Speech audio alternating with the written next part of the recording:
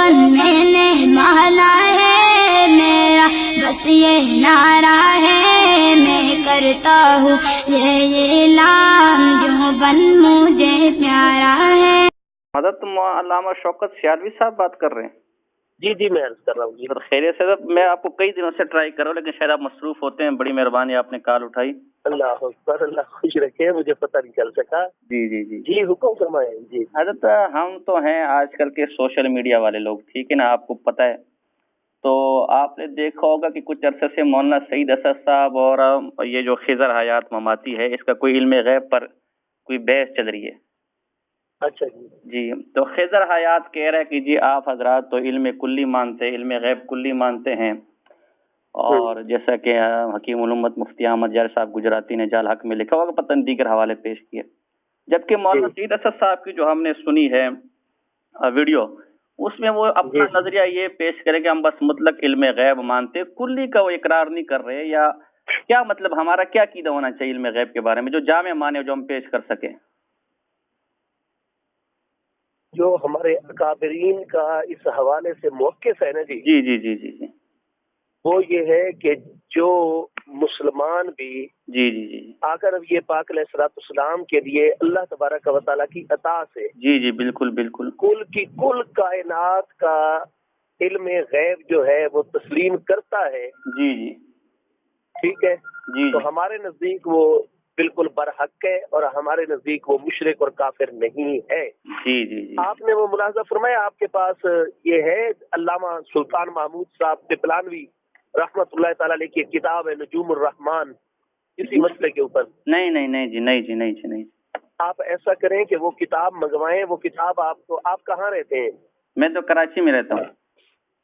آپ کراچی میں رہتے ہیں؟ جی تو پھر کیا صورت ہونی میں چاہیے؟ منگا دوں گا، کوئی مسئلہ نہیں ہے، مکتبہ غوثیہ یہاں ہمارے یہاں بہت بڑا ہے، وہاں سے ہر چیز مل جاتی ہے، وہ کتنے آپ انہیں کہیں علامہ سلطان محمود صاحب چشتی پپلانوی میاں والی میں پپلا ہے علاقہ، جی وہاں سے وہ متعلق تھے، حضور سیدنا قبلہ عالم پیر میرعلی شاہ صاحب علیہ رحمت کے مرید تھے۔ اچھا ماشاءاللہ، تو استاد الکل ہستی تھے اپنے دور کی ماشاءاللہ۔ تو ان کے مناظرے ہوئے اسی موضوع کے اوپر، یہ حسین علی وام حچروی اور ایسے لوگوں سے۔ اچھا تو اس میں حضور شیخ الاسلام سیدی خواجہ محمد قمر الدین سیالوی صاحب کی جلوہ گر، وہ کتاب، اس میں ہمارا جو ہمیشہ مناظرے کے اندر جو موقف ہوتا ہے نا جی، تو وہ بڑا جامع و مانع اس میں موجود ہے۔ اچھا، اللہ اکبر۔ تو اس کتاب کو ملاحظہ فرما کر آپ کو ہمارا موقف بھی سامنے آ جائے گا، اس کے دلائل بھی سامنے آ جائیں گے، اور وہ کتاب آپ پڑھتے چلے جائیں گے تو انشاءاللہ تعالی یہ سارا معاملہ واضح ہو جائے گا۔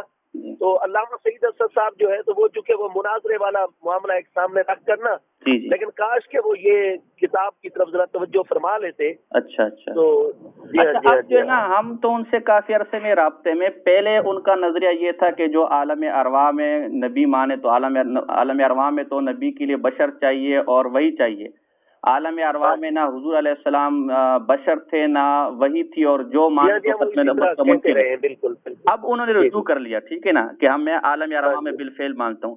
تو میں نے اب ان کو فون کیا کہ حضرت آپ تو وہاں جو ہے کہتے تھے پہلے کہ بشر ہونا چاہیے، وہی ہونی چاہیے، تو اب بھی تو نہ وہ بشر نہ وہی، اور اب جس کو ختم نبوت کا انکار کرتے تھے اب اس کو آپ نے مان لیا، تو جنجلات نے کال کاٹ دی کہ میں نہیں بات کرنا چاہتا۔ تو یہ کیا ہے، کبھی کون سا کیڑا آپ اتنا عام لوگوں کو ختم نبوت کا منکر بنا دیتے؟ اب بھی انہوں نے جو رجوع کیا ہے نا، وہ میں نے پڑھی ہے تحریر۔ اچھا، اب وہ چونکہ وجہ یہ ہے کہ ان کے فتح کی وجہ سے علامہ اشرف سیالوی صاحب کافر قرار پاتے تھے، ختم نبوت کے منکر قرار پاتے تھے ان کے بقول۔ جی اور علامہ اشرف سیالوی صاحب نے جو تحقیقات لکھی اس کی روشنی میں سعید اسد صاحب کافر قرار پاتے ہیں عالم ارواح کی نبوت کا انکار کر کے۔ اچھا، جبکہ یہ اب ایک دوسرے کو دیکھ رہے ہیں، اللہ اور اس کے رسول علیہ السلام کو میں بدگمانی تو نہیں کرتا ایک طالب علم ہوں، لیکن اب بھی یہ ایک دوسرے کو دیکھ رہے ہیں، اللہ اور اس کے محبوب کے اب بھی یہ گورکھ دھندا چلا رہے ہیں۔ اچھا، اور اب بھی وہ 40 سالہ جو ولادت مقدسہ سے اعلان نبوت تک جو نبوت باطنی چل رہی ہے، تو نبی آدم بین الروح، اس پر تو اب بھی انہوں نے کوئی چیز اس میں موقف میں نہیں لکھی نا، صرف عالم ارواح کی لکھی ہے نا جی۔ تو برحال یہ بزرگوں کا معاملہ کیا اس پر کہا جائے گی؟ تو ویسے ایک دفعہ ان سے ان کے کسی ساتھی نے کہا تھا کہ علامہ صاحب کو ان کے ساتھی چھوڑ گئے مدرسے کے معاونین، تو آج کل وہ مشورہ یہ کر رہے ہیں کہ مجھے تو معاونین چھوڑ گئے تو میں رجوع کروں یا نہ کروں، تو مجھے تو ایسا لگتا ہے کہ معاونین معاملہ یہ صرف اسی وجہ سے اہل سنت نے ان کو بلانا چھوڑ دیا ہے وہ एहसास कमतरी में इतने चले गए हैं कि अब अगर कोई उनका प्रोग्राम फैसलाबाद में भी होता है तो वो भी हर तरफ वो अपलोड कर देते हैं कि जी देखो मुझे तकरीर के लिए बुलाया जा रहा है। तो यानी इतना मशहूर आदमी हो पूरी दुनिया में, इतनी भारी भारी फीसें तय करता और लोग फिर भी बुलाते थे मोहब्बत में। अच्छा, फीसें भी तय करते थे? अपने इश्तिहार भी फेसबुक पर लगाने पड़ते हो, तो इसलिए ये है सिर्फ बंदों की खातिर। मुझे नहीं नजर आता कि ये कोई हकीकत में अल्लाह और उसके महबूब अलैहिस्सलाम के लिए हो रहा है। तो बहरहाल बदगुमानी भी। हाँ, तो वो बयानात की क्या फीसें भी लेते थे क्या?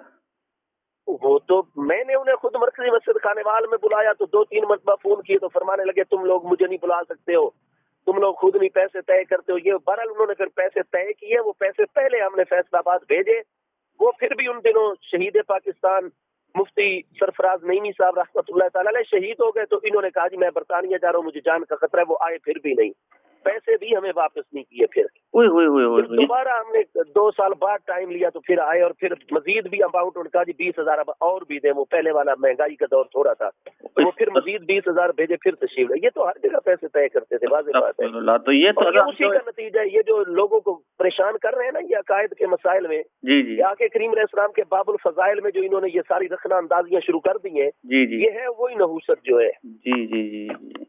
हाँ जी। तो हमें तो ये जो है, अगर तो आप मेरे इस नंबर पे अगर मैसेज आप कर देना अपना पूरा एड्रेस डाक का, जी, तो मैं परसों तक ये किताब आपको इंशाल्लाह इधर से TCS कर देता हूँ। अगर आपको तकलीफ होगी अगर ना मिले फिर इंशाल्लाह मैं आपसे रहा। नहीं, मुझे कोई तकलीफ नहीं, मेरे पास चूंकि किताब के 3-4 नुस्खे हैं वो। अच्छा, तो मैं आपको एक भेज देता हूँ इंशाल्लाह, पूरे का पूरा। ऐसे हम तो बड़े शौक से मौलाना सईद असद वो जो वीडियो पे आते हैं बड़ी आजिज़ी के साथ, लेकिन अभी तो आपकी बातों से लग रहा है कि हमें बचना चाहिए।